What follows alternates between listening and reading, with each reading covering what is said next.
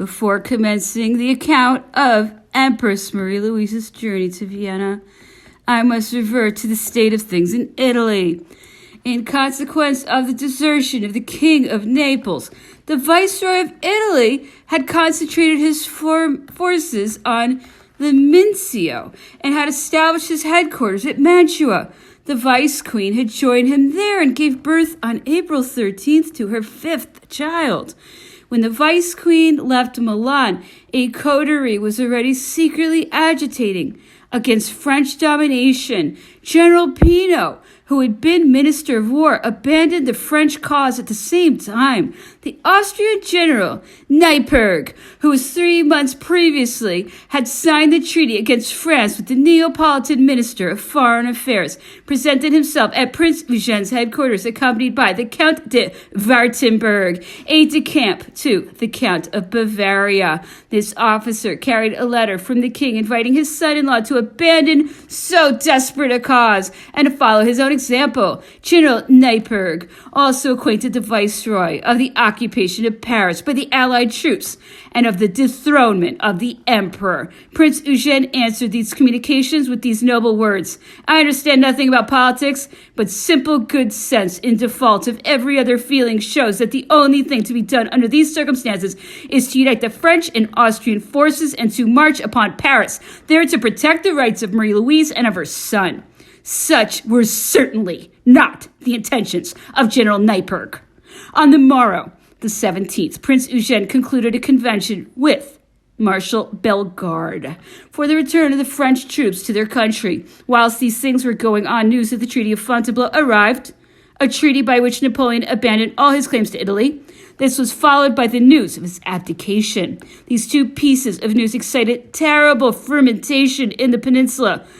On April 20th, an insurrection broke out in Milan, in the course of which Prina, Minister of Finance, was killed with umbrella blows. Prince Eugene's position in Italy was not long tenable. On April 25th, he left Mantua with the Vice Queen, who had hardly recovered from her confinement, and proceeded by way of Verona to Munich. There he found letters from his mother, which called him away, and having left his wife in Munich, he proceeded immediately to Paris. On April 25th, the Empress Marie Louise, who had been styled Duchess of Parma, but who continued to wear her first title, received the farewell of her father, who was returning to Paris to dine at the house of the Count d'Artois, and then proceeded on her journey, which was not to be interrupted any more. Marie Louise was accompanied by Madame de Montebello and Brignol, by General Caffarelli, by Barons de Saint-Aignan, Baussay, and myself. The Prince of Parma, who had lost the title of King of Rome, was accompanied by his noble and faithful governess, Madame de Montesquieu, who had refused to separate herself from him, and by Madame Soufflot. We traveled under the guard of the Austrian General Count Kinsky and his staff. On the way from Grosbois to Provence, we passed Austrian and Cossack camps. The country presented a desolate aspect. Swarms of horses let loose in the fields were destroying all hopes of a harvest. The Empress wrote to the Emperor from Provence. I posted her letter and mine at Provence to the care of General Bertrand. These letters reached their destination and were received at Porto Ferraio on May 25th following. We saw the same spectacle of devastation on the way from Paris to Troyes, which had saddened our departure from Grosbois. The country ravaged, villages burned, and the little village of Nogent. Nothing but a heap of ruins. There were not 2 houses standing intact. Brick chimneys alone were standing. The Empress lodged in Troyes at the house of Monsieur de Mesgrigny, father of the Emperor's equerry and the father-in-law of the under-governess of the King of Rome. We arrived at Dijon on the evening of the 28th, after having slept at Châtillon, the city of sinister memories. General Juillet, military governor of the district, General Fresnel, and several other Austrian generals and superior officers received their master's daughter. All the Austrian troops were under arms and lined the streets of Dijon. General Juillet had given orders that the cannon should be fired and the city be illuminated. Fortunately, the empress, informed in time, was able to escape this surfeit of untimely homages. The Austrians affected to pay great honor to their sovereign's daughter. It was to the archduchess and not to the empress that these manifestations of deference and respect were addressed. Marie Louise arrived in Bâle, escorted by a detachment of Swiss cavalry, which received her at the frontier, and she entered into the city between rows of Austrian and Bavarian troops. The house which she occupied had been inhabited by the Emperor of Austria. Care had been taken to prepare her lodgings all the way in the same houses where her father had lived, fearing lest the journey might tire her son and anxious to escape the importunate marks of respect which she was pursued. Marie Louise decided to rest a day in Bâle. The courier whom the empress had dispatched from Rambouillet to Fontainebleau brought her back a letter from Napoleon dated from Fréjus on April 28th. The emperor had embarked for the island of Elba the same day as Saint-Raphael. I received the same courier 2 letters from General Bertrand, also dated the 28th. These letters aroused in Marie Louise's heart regret for not having joined the emperor in Fontainebleau.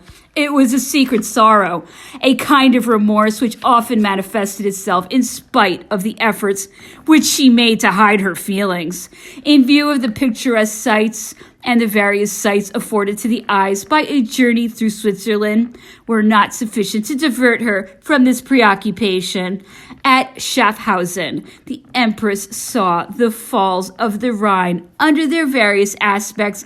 In Zurich, she rode out on the lake Monsieur de Lebzeltern, the Austrian chargé d'affaires, and the Diet, during the absence of the ambassador, asked to be presented to her with the representatives of Russia, Bavaria, and other members of the diplomatic corps. But Marie Louise refused to receive them, alleging her incognito as a reason of this refusal. She stayed 24 hours at Constance, made an excursion on the lake, and paid a visit to the island of Mainau. At Waldsee, she lodged at the chateau of the prince who presented his wife, who was about to be confined of her 17th child, and his daughter, canoness of a chapter in Salzburg, to the empress. Marie Louise's melancholy had increased during her sad journey through our desolated provinces and the Austrian states. Her nights were disturbed by painful fits of sleeplessness, and her face was often steeped in tears.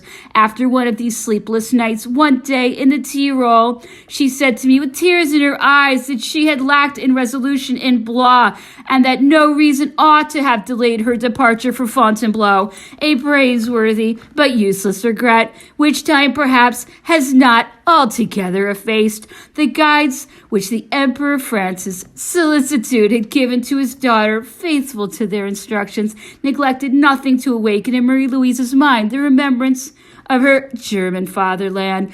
In France, and as far as the Swiss frontier, they had surrounded her, as we have related, with homage and honors. But when this princess entered Tyrol, the demonstrations of popular enthusiasm knew no limits. At Fusen, at Reidi, at Innsbruck, and as far as Salzburg, the delirium was universal. The inhabitants of the villages rushed in crowds to see the daughter of their well-beloved sovereign go by. Songs were heard all along the road, echoed by troops of singers placed for the purpose some distance away. The Tyroleans excel in open-air concerts performed with instruments. At Fusen, mortars were fired. At Reidi, no sooner had the Empress's carriage been seen from afar than 20 Tyroleans carrying ropes rushed to meet it, unyoked the horses, and dragged it to her house. During dinner, a troop of men and women sang verses in her praise outside her windows. On the morrow, at 7 o'clock, a Capuchin monk, followed by 2 or 3 young people, entered the passage which led to the princess's apartment and sang a number of songs with his companions before the door of her chamber. Snow had been falling all the morning, but this did not slacken the ardor of the Tyroleans. All the way from Reidi to Innsbruck, the inhabitants of all the villages were under arms, singing national anthems in chorus, saluting with flags, and firing off mortars. As soon as they saw the carriages, they saw in the Empress An Austrian princess only. Perhaps not one of these men who indulged in such noisy joy knew that she had reigned over France as the wife of Emperor Napoleon. At Innsbruck, where she arrived at 8 in the evening, she found the city illuminated. She was received there with the same transports, and her carriage was dragged, or rather carried, to the chateau where she alighted. The crowd was so great that 2 men and a child were crushed to death at the gates of the town. The Bavarian functionaries were awaiting the Empress at the foot of the grand staircase of the chateau and seemed to place themselves under her protection. The poor Bavarians, who held public offices in Tyrol, were dying to get away, considering that their lives were not safe in the midst of this popular excitement. Their authority, however, was exercised in a moderate and liberal manner. The vivacity of the attachment of the Tyroleans for the House of Austria, which had been still further excited by the pretense of showing them a princess of this house, was a warning given to Bavaria not to think of keeping the provinces in which this affection and a hatred for foreigners had such deep roots. Tyrol was accordingly given back to Austria 1 month later. From Innsbruck, where she stayed 2 days, Marie Louise proceeded to Salzburg. The marshal of the court of the royal Prince of Bavaria awaited her at the door of the chateau, where she alighted. She was visited there by the Princess Royale, a very handsome woman, at that time about 20 years old, and she returned this visit on the following day at the Chateau de Mirabel, where this princess lived. All these royal or princely residences were large and spacious. The young prince, entrusted to the care of Madame de Montesquieu, only saw his mother at the places where she stopped. He had forgotten the grief with which he had left the Tuileries. The novelty of what he saw amused him, and he enjoyed it all in the happy carelessness of childhood.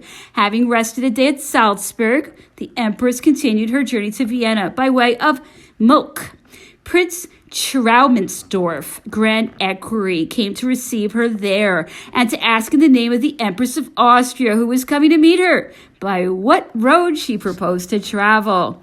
She met the Empress of Austria between St. Pölten and Siegartskirchen, at a distance of 4 leagues from Vienna. The Empress of Austria gave up her carriage to Madame de Montebello and Countess Lasansky, former mistress of the Archduchess Marie Louise, and entered the latter's carriage. The same evening, the Empress arrived in Schönbrunn, the destination of her journey. The princes of her family, uncles and brothers, had come there from Vienna to receive her. Her sisters were awaiting her at the door of the apartment to which she was conducted by the Empress of Austria. The young archduchesses threw themselves on her neck as though she had just escaped from some danger, and they were glad to see her safe and sound. Marie Louise had returned to Vienna in about the same position as when she had left it 4 or 5 years previously, with bitter remembrances to boot, fallen from the lofty rank which the policy of the Austrian cabinet had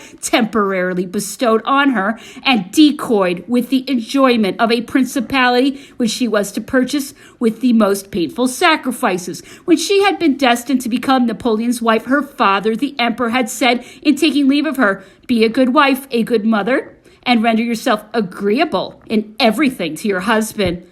Austrian politics had mentally added, "As long as he is powerful, happy, and useful to our house."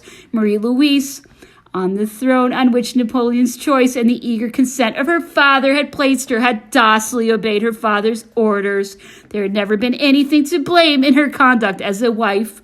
If it had been the destiny of the emperor to survive its disasters, she would have left behind an honored memory after having given the example of private virtues equal to those of the wife of Louis XIV or the wife of Louis XV.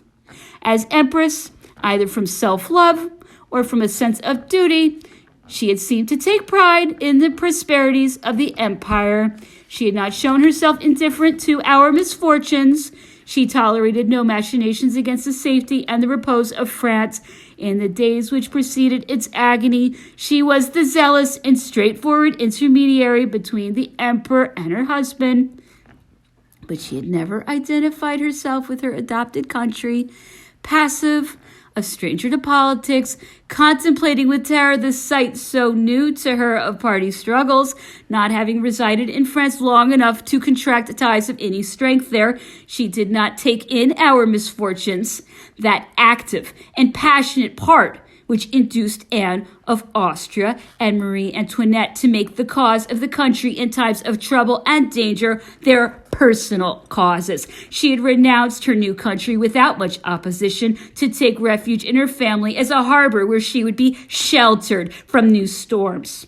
Imbued with the impression which she had received in early youth, with the idea that the interest of the House of Austria cannot be weighed in the balance with any other interest. When her father said to her in Schönbrunn after her return, "As my daughter, all I have is yours, even my blood and my life. As a sovereign, I do not know you," she could but bow her head and confirm the irresistible force of such an argument by her silence. This saying of the Emperor Francis would justify the popular prejudice which attributes to the Austrian princesses a fatal influence on the destinies of France. Marie Louise's family received her with all the outward signs of cordiality. The Empress of Austria and other archduchesses had come to reside in the palace of Schönbrunn to receive her, to live with her.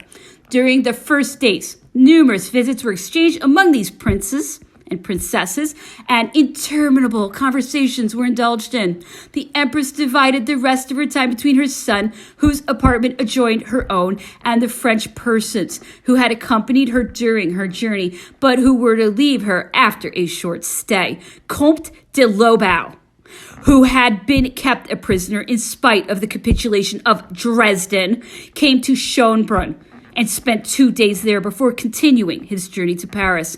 He left on June 29th. The 30th was the date fixed for the departure of the Duchess de Montebello. This separation, which was extremely painful to the Empress, was tempered only by the hope of seeing the Duchess again in the spring of X. Messieurs de Saint-Aignan and Courvoisier, who left with the Duchess de Montebello, also took leave. On the morrow, General Caffarelli, in his turn, left for France. These successive departures revived the pain which the Empress felt in losing persons whose fidelity and devotion she had been able to appreciate. She handed the noble and loyal Caffarelli a small Morocco pocketbook, which she had used, and wrote some friendly words on the first page. On the day after Marie Louise's arrival at Schönbrunn, she settled the order of service of her household, but no particular regulations were laid down. She even wanted to banish all etiquette and realize her pet dream of a private life. She refused to live in common with her family and preserved her domestic independence. She used to lunch and dine at her usual hours at 11 in the morning and 7 in the evening with Countess Brignol, Monsieur de Bausset, and myself, who alone remained with her. She used to invite, in turn, a small number of persons of her family, ministers and their wives, gentlemen and ladies of the Emperor of Austria's household, and certain persons holding high rank or dignities in the state. The reception accorded to us in this court differed for each of us, but we were not treated as friends. Generally speaking, we had reason neither to complain of nor to praise the reception which was given to us.